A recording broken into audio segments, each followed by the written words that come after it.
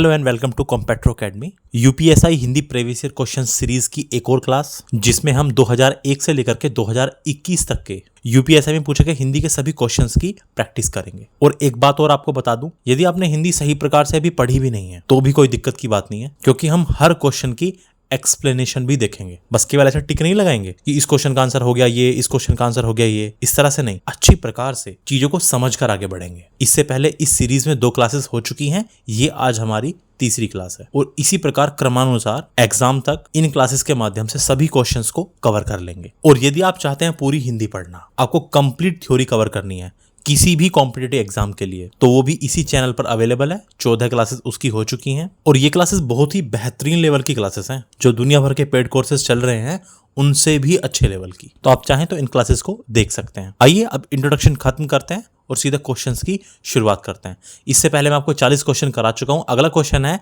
देवनागरी लिपि मूलतः क्या है? क्या ये वर्णनात्मक है, ये चित्रात्मक है, क्या इसमें चित्र होते हैं, ये प्रतीकात्मक है या अक्षरात्मक है? तो देवनागरी लिपि के बारे में एक बात अच्छी प्रकार से समझ लीजिएगा।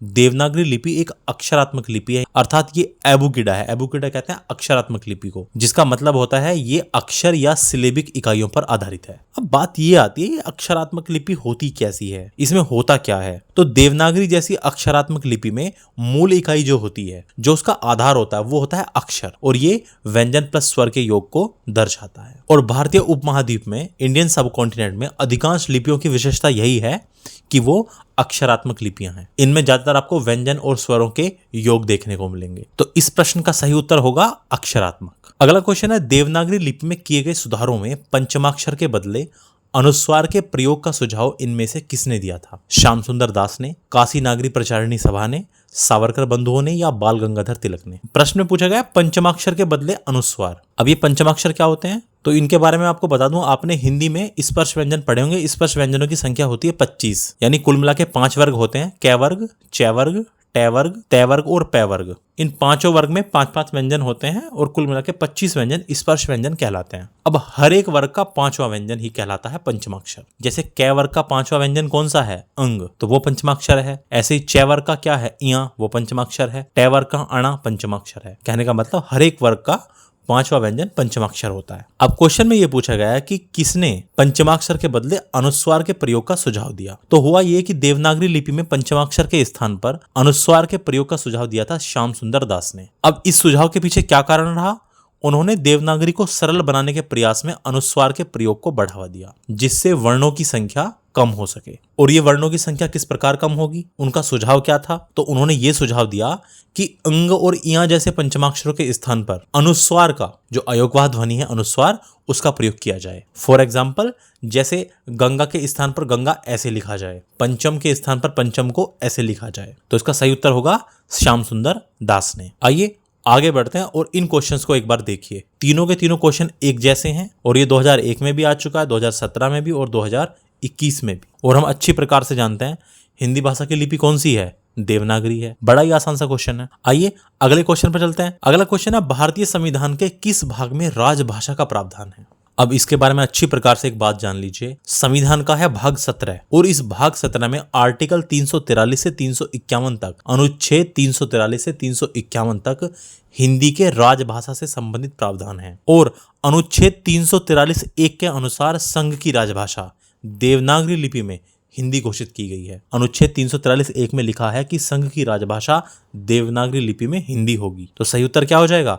भाग 17। अगला प्रश्न आपके समक्ष है, भारतीय संविधान के किस अनुच्छेद में उच्चतम न्यायालय यानी सुप्रीम कोर्ट और उच्च न्यायालय यानी हाई कोर्ट की कार्रवाइयों में प्रयुक्त भाषा के संबंध में उल्लेख है? अर्थात भारतीय संविधान का वो कौन सा अनुच्छेद है जिसमें यह बताया गया कि सुप्रीम कोर्ट और हाई कोर्ट की भाषा क्या होगी? तो भारतीय संविधान के अनुच्छेद 348 में सुप्रीम कोर्ट और हाई कोर्ट की कार्रवाई में होने वाली भाषा के संबंध में उल्लेख किया गया है। कौन सा आर्टिकल है? 348। और एक बात अच्छी प्रकार से ध्यान रख लीजिएगा, अनुच्छेद 348 और 349 के अनुसार न्याय और कानून की भाषा उन राज्यों में भी अंग्रेजी ही होगी जिन्होंने हिंदी को राजभाषा माना है। कहने का मतलब कोर्ट की लैंग्वेज, सुप्रीम कोर्ट और हाई कोर्ट की जो लैंग्वेज है कार्रवाई की, वो उन राज्यों में भी अंग्रेजी ही होगी, भले ही उस राज्य की राजभाषा हिंदी हो। कहने का मतलब न्यायालय में नियम, अधिनियम या विधि के नियम अंग्रेजी में बनाए जाएंगे और बाद में उनका अनुवाद मात्र कर दिया जाएगा, केवल ट्रांसलेशन कर दिया जाएगा। तो इस प्रश्न का सही उत्तर क्या होगा? अनुच्छेद 348।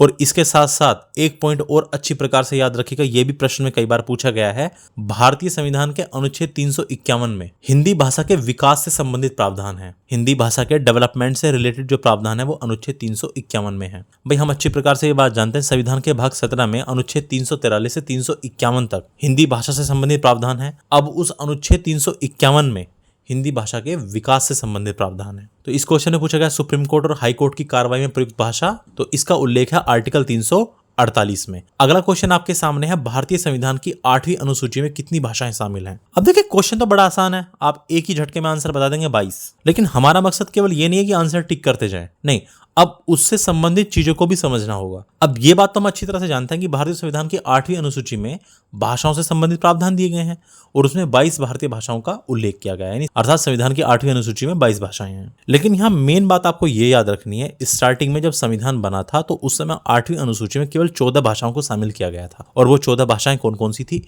ये असमिया, बांग्ला, गुजराती, हिंदी, कन्नड़, कश्मीरी, मलयालम, मराठी, उड़िया, पंजाबी, संस्कृत, तमिल, तेलुगु और उर्दू। तो संविधान जब 1949 में बनकर तैयार हुआ तब तो इन 14 भाषाओं को शामिल किया गया। लेकिन फिर होता है 21वां संशोधन और ये होता है 1967 में, 1967 में। अब उस 1967 में सिंधी भाषा को और शामिल कर लिया गया, ये हो गई भाषाएं 15। फिर होता है 71वां संविधान संशोधन, ये होता है 1992 में और इसमें शामिल कर ली गई कोंकणी, मणिपुरी और नेपाली, यानी कुल मिला के भाषाएं हो गई 18। और फिर एक और संशोधन होता है 2003 में, 92वां, और उसमें शामिल कर लिया गया बोडो, डोगरी, मैथिली और संथाली को। इस तरह 18 + 4 कुल मिला के 22 भाषाएं भारतीय संविधान की 8वीं अनुसूची में हो गई। अब ये प्रश्न तो काफी आसान है, इसका उत्तर तो 22 हो जाएगा। लेकिन क्वेश्चन इस प्रकार से भी आ सकता है, आपको 4 विकल्प दे दिए जाएंगे लैंग्वेज से संबंधित, यानी इन्हीं में से आपको कोई 4 लैंग्वेज दे दी जाएंगी, एक लैंग्वेज कोई अलग होगी, एक भाषा कोई अलग होगी। पूछेगा कि भारतीय संविधान की अनुसूची में इनमें शामिल भाषा नहीं है, इस तरह से प्रश्न आ सकता है। आइए आगे बढ़ते हैं। अगला क्वेश्चन है, फिर से वही है कि संविधान की 8वीं अनुसूची में निम्न में से कितनी भाषाओं का उल्लेख है? अभी हमने जान लिया 22 भाषाएं हैं। अगला है, इनमें से कौन सी भाषा भारतीय संविधान की 8वीं अनुसूची में शामिल नहीं है? तो अभी ये बात मैंने आपको बताई कि इस तरह से भी क्वेश्चन आएगा। अब देखिए उर्दू है, तमिल भी है और नेपाली भी है। इसमें जो शामिल नहीं है वो है राजस्थानी। राजस्थानी हिंदी की ही एक उपभाषा है जिसके अंतर्गत खुद 4 बोलियां हैं। ये 8वीं अनुसूची में शामिल नहीं है। अगला क्वेश्चन आपके सामने है कि इनमें से कौन सी भाषा भारतीय संविधान की 8वीं अनुसूची में शामिल नहीं है? उर्दू भी है, नेपाली भी है, तमिल भी है, छत्तीसगढ़ी नहीं है। और ठीक ऐसा ही क्वेश्चन फिर से है, इनमें से कौन सी भाषा भारतीय संविधान की 8वीं अनुसूची में शामिल नहीं है? तो संथाली, मराठी और मणिपुरी ये तीनों हैं, मगही नहीं है। और फिर से इसी प्रकार के प्रश्न हैं, इनमें से कौन सी भाषा भारतीय संविधान की 8वीं अनुसूची में शामिल नहीं है? मणिपुरी, भोजपुरी, संथाली या मराठी, तो भोजपुरी शामिल नहीं है। और फिर से यही प्रश्न है कि कौन सी भाषा संविधान की 8वीं अनुसूची में शामिल नहीं है? तो सही उत्तर होगा मिजो। नेपाली, सिंधी और कन्नड़ ये तीनों 8वीं अनुसूची में शामिल हैं। और इसी तरह के प्रश्न भरे पड़े हैं। अगला क्वेश्चन है, इनमें से कौन सी भाषा भारतीय संविधान की 8वीं अनुसूची में शामिल नहीं है? सिंधी भी है, नेपाली भी शामिल है, कन्नड़ भी है, तुलु नहीं है। और यही क्वेश्चन एक बार फिर से अलग शिफ्ट में आ गया। इसका सही उत्तर फिर से हो जाएगा भोजपुरी, क्योंकि नेपाली, बोडो, उड़िया तीनों 8वीं अनुसूची में शामिल हैं। अगला क्वेश्चन फिर से ऐसा ही है, इनमें से कौन सी भाषा भारतीय संविधान की 8वीं अनुसूची में शामिल नहीं है? इसका आंसर फिर से हो जाएगा मिजो। मैं आपको सभी क्वेश्चंस इसलिए करा रहा हूं, ये हम स्किप भी कर सकते थे, ये अलग अलग शिफ्ट में पूछे गए हैं और रिपीट हो चुका है क्वेश्चन, क्योंकि ऑनलाइन में बहुत सारी शिफ्ट हुई थी तो ये क्वेश्चन बार बार रिपीट हुए हैं। तो इससे हम ये समझते हैं कि पीवाईक्यू का बहुत फायदा होता है, क्वेश्चन रिपीटिशन के चांस बने रहते हैं। हालांकि ऑफलाइन होगा तो ज्यादा शिफ्ट नहीं होंगी, लेकिन फिर भी पीवाईक्यू सबसे बेस्ट तरीका है अपनी तैयारी को सुदृढ़ करने का। अगला क्वेश्चन फिर से वही आसान क्वेश्चन है, भारतीय भाषाओं को भारतीय संविधान के किस अनुसूची में शामिल किया गया है? तो 8वीं अनुसूची में शामिल किया गया है। आगे बढ़ते हैं, फिर से क्वेश्चन रिपीट है, कौन सी भाषा भारतीय संविधान की 8वीं अनुसूची में शामिल नहीं है? तो आंसर हो जाएगा तुलु। तेलुगु, हिंदी और उड़िया ये संविधान की 8वीं अनुसूची में शामिल हैं। आइए अब आगे बढ़ते हैं। अगला क्वेश्चन है, प्रथम राजभाषा आयोग के अध्यक्ष इनमें से कौन थे? ऑप्शंस आपके सामने हैं, सुनीति कुमार चटर्जी, पी सुब्बोरोयान, जीबी पंत और बीजी खैर। तो 1955 में गठन होता है राजभाषा आयोग का और इसके जो सबसे पहले अध्यक्ष थे वो थे बाल गंगाधर खैर यानी बीजी खैर। तो सही उत्तर हो जाएगा बीजी खैर। अगला प्रश्न आपके सामने, संसदीय राजभाषा समिति की सिफारिशों पर आदेश कौन देते हैं? क्या भारत के उपराष्ट्रपति, भारत के राष्ट्रपति, भारत के प्रधानमंत्री या भारत के गृह मंत्री। तो संविधान का अनुच्छेद 344(4) इस बारे में बताता है और इसके अनुसार संसदीय राजभाषा समिति का गठन किया जाता है। संविधान के अनुच्छेद 344(4) के अनुसार संसदीय राजभाषा समिति का गठन किया जाता है और यह समिति हिंदी भाषा को संघ की राजभाषा के रूप में प्रगतिशील रूप से विकास करने तथा अंग्रेजी के प्रयोग को सीमित करने से संबंधित सिफारिशें देती है। ये जो संसदीय राजभाषा समिति है ये प्रपोजल देती है कि हिंदी का विकास किया जाए और अंग्रेजी के प्रयोग को, अंग्रेजी के यूज को सीमित किया जाए और फिर भारत के राष्ट्रपति समिति की इन सिफारिशों को आदेश के रूप में जारी करते हैं। तो सही उत्तर हो जाएगा भारत के राष्ट्रपति। अगला क्वेश्चन आपके सामने है, निम्नलिखित में से किस भाषा को 92वें संविधान अधिनियम 2003 के तहत संविधान की 8वीं अनुसूची में शामिल नहीं किया गया था। अभी अभी मैंने आपको बताया कि बोडो, डोगरी, मैथिली और संथाली इनको 2003 में शामिल किया गया था। तो संथाली को भी शामिल किया गया है, मैथिली को भी और डोगरी को भी। 2003 में तमिल को शामिल नहीं किया गया था। तमिल तो तभी से शामिल है जब से संविधान बना है और ये जो तमिल है ये द्रविड़ परिवार की भाषाओं में सबसे पुरानी भाषा भी है। तो इस प्रश्न का सही उत्तर हो जाएगा तमिल।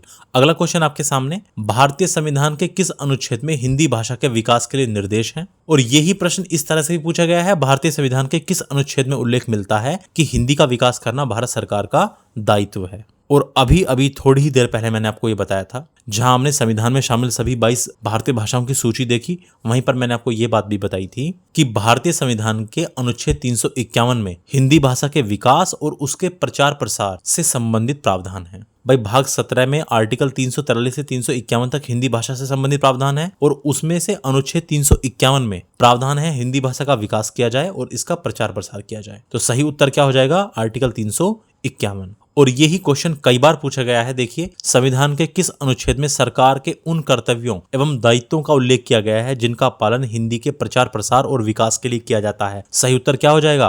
अनुच्छेद 351। आइए अगले क्वेश्चन पर चलते हैं। अगला क्वेश्चन है, राजभाषा संबंधी प्रावधानों का उल्लेख भारतीय संविधान के किन अनुच्छेदों में है? तो हम अच्छी प्रकार से जानते हैं, अनुच्छेद 343 से 351 तक भाग 17 में हिंदी भाषा के राजभाषा संबंधी प्रावधान है। सही उत्तर हो जाएगा 343 से 351। अगला क्वेश्चन है, भारतीय संविधान के किस अनुच्छेद में यह उल्लेख मिलता है कि राजभाषा हिंदी के लिए भारतीय अंकों के अंतर्राष्ट्रीय स्वरूप का प्रयोग किया जाएगा? तो ये उल्लेख मिलता है संविधान के अनुच्छेद 343 में। जो 343 अनुच्छेद है उसमें उल्लेख है कि राजभाषा हिंदी के लिए भारतीय अंकों के अंतर्राष्ट्रीय स्वरूप का प्रयोग किया जाएगा। तो सही उत्तर होगा 343। अगला क्वेश्चन है, शोरसेनी अपभ्रंश से विकसित भाषाओं का सही क्रम क्या है? और यहाँ पर आपको 4 भाषाओं के नाम दिए गए हैं, राजस्थानी, गुजराती, पंजाबी और बांग्ला, और विकल्पों में दिया गया है इनका क्रम। अब देखिए, बात हो रही है शोरसेनी अपभ्रंश से विकसित, और आपको ये बात अच्छी प्रकार से पता होनी चाहिए कि शोरसेनी से 3 का विकास हुआ है, पश्चिमी हिंदी का, राजस्थानी का और गुजराती का। तो पश्चिमी हिंदी तो यहाँ पर है ही नहीं, तो सही उत्तर क्या हो जाएगा? पहले राजस्थानी और फिर गुजराती। तो सही उत्तर हो जाएगा 1 और 2। ये वाला विकल्प सबसे सही उत्तर होगा। आइए अगले क्वेश्चन पे चलते हैं। अगला क्वेश्चन है, मागधी अपभ्रंश से विकसित होने वाली बोली कौन सी है? तो ये है अपभ्रंश के प्रकार और ये है मागधी अपभ्रंश। और मागधी से विकास हुआ है बिहारी हिंदी का, उड़िया का, बांग्ला का और असमिया का। और अब विकल्पों में है मालवी, मगही, खड़ी बोली और ब्रज। और सीधी सी बात है, ये जो मगही बोली है ये बिहारी हिंदी की बोली है और बिहारी हिंदी का विकास किससे हुआ है? मागधी अपभ्रंश से हुआ है। तो सही उत्तर क्या हो जाएगा? मगही। भाई जो मालवी है ये तो राजस्थानी हिंदी की बोली है और राजस्थानी का विकास हुआ है शोरसेनी से। खड़ी बोली पश्चिमी हिंदी की बोली है और पश्चिमी हिंदी का भी विकास हुआ है शोरसेनी से। और ब्रज अर्थात ब्रज भाषा ये भी पश्चिमी हिंदी की बोली है और पश्चिमी हिंदी का विकास किससे हुआ है? शोरसेनी से। तो ये तीनों तो शोरसेनी अपभ्रंश से विकसित हैं। केवल मगही है जो मागधी अपभ्रंश से विकसित है। भाई मगही बोली है बिहारी हिंदी की और बिहारी हिंदी उपभाषा का विकास किससे हुआ है? मागधी अपभ्रंश से। और ऐसा ही क्वेश्चन एक और अलग शिफ्ट में थोड़े से विकल्प बदल करके फिर पूछा गया और क्वेश्चन रहा इस बार फिर से वही कि कौन सी भाषा का विकास मागधी अपभ्रंश से हुआ है? तो हम जानते हैं इसमें भी आंसर हो जाएगा मगही। लेकिन इसके अलावा जो अलग 3 ऑप्शन है उनके बारे में जान लीजिए। जैसे बघेली है, बघेली पूर्वी हिंदी की बोली है, पूर्वी हिंदी का विकास हुआ है अर्ध मागधी अपभ्रंश से। इसी प्रकार है अवधी, अवधी भी बोली है पूर्वी हिंदी की और पूर्वी हिंदी का विकास हुआ है अर्धमागधी अपभ्रंश से। और ये जो गढ़वाली है, गढ़वाली पहाड़ी हिंदी की बोली है और अपभ्रंश के प्रकार खस से इसका विकास हुआ है। अगले क्वेश्चन पर चलते हैं। अगला क्वेश्चन है, कौन सी भाषा मागधी अपभ्रंश से विकसित हुई है? अब हम अच्छी प्रकार से जानते हैं कि मैथिली बोली बिहारी हिंदी की है और बिहारी हिंदी का विकास हुआ है मागधी से।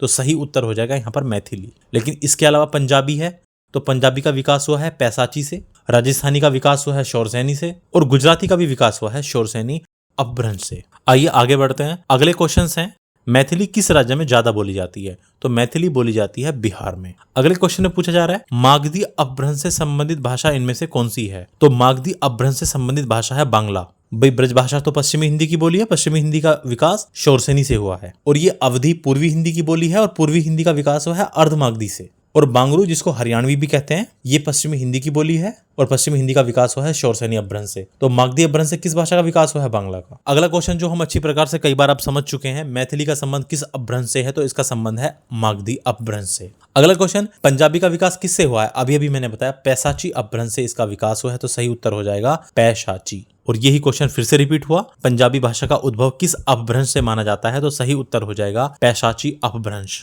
अगला प्रश्न आपके समक्ष, विद्यापति किससे संबंधित कवि हैं? तो विद्यापति संबंधित हैं मैथिली से। ये मैथिली से संबंधित कवि हैं। इन्हें मैथिल कोकिल या अभिनव जयदेव के नाम से भी जाना जाता है। और इनकी प्रमुख रचनाएं कौन सी हैं? विद्यापति की प्रमुख रचनाएं हैं कीर्तिलता, कीर्ति पताका और पदावली। तो सही उत्तर क्या हो जाएगा? मैथिली। अगला क्वेश्चन है सूरीनाम, मॉरिशस और गुयाना में बोली जाने वाली बोली कौन सी है? राजस्थानी, ब्रज, भोजपुरी या गढ़वाली। तो मजेदार बात यह है कि भोजपुरी भाषा सूरीनाम, मॉरिशस और गुयाना में बड़े स्तर पर बोली जाती है, व्यापक रूप से बोली जाती है। अब ऐसा क्या हो गया कि वहां पर भोजपुरी बोली जा रही है? तो इसका सबसे बड़ा कारण था कि 19वीं और 20वीं शताब्दी की शुरुआत में मुख्य रूप से बिहार और पूर्वी उत्तर प्रदेश से गिरमिटिया मजदूर वो होते थे जिनको कॉन्ट्रैक्ट करके एक तरह से बंधुआ मजदूर के तौर पर एग्रीमेंट करके उन देशों में या उन क्षेत्रों में ले जाया जाता था जो भारत की तरह या तो ब्रिटेन के या डचों के या फ्रांसीसियों के गुलाम थे, यानी इनके उपनिवेश थे। तो एक काफी बड़ी जनसंख्या वहां ले जाई गई, फिर वो वहीं की निवासी हो गई और इसी तरह से वहां पर भोजपुरी व्यापक रूप से अब बोली जाती है। तो इसका सही उत्तर हो जाएगा भोजपुरी।